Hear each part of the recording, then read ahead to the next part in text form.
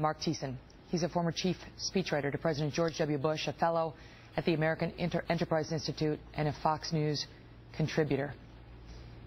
And as we watch evil with our very eyes and come to fully understand the depravity that our enemy is capable of, it advances our strategy and our understanding of this battle.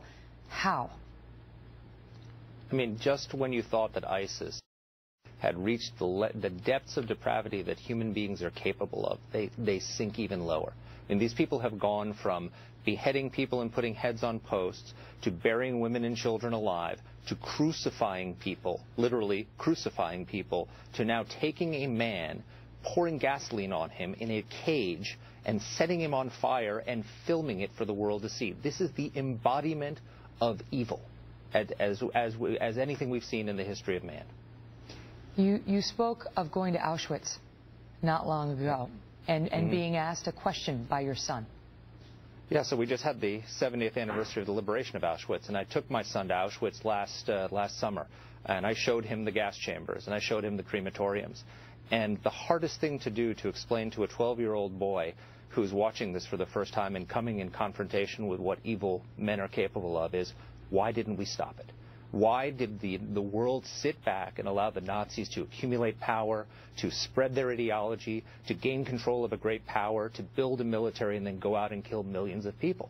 And the answer I had to give him, quite frankly, is the same reason we did nothing to stop the rise of ISIS.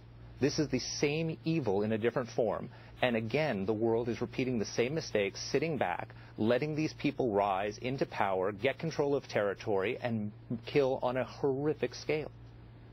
We talk about changing hearts and minds and trying to get Muslims to stand up against radical Islam and dissuade those who might be persuaded by the ideology. How on earth could anybody remotely attracted to this group, and it's said to be gaining in popularity, ever be dissuaded by reason? They can't be dissuaded by reason. That's the point. These people have to be defeated. And what is so horrible about this is that they were defeated. In 2009, this ISIS, which was then Al-Qaeda in Iraq, was defeated. General Jack Keane was on your show last week and talked about how he had seen the intercepts from Al-Qaeda Central saying, stop sending brothers, there's no point anymore, it's over.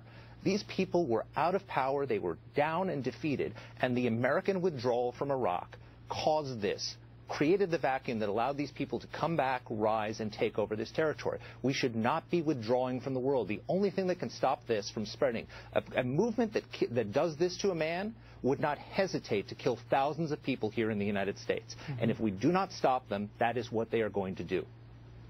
Mark, thank you. Thanks, Megan.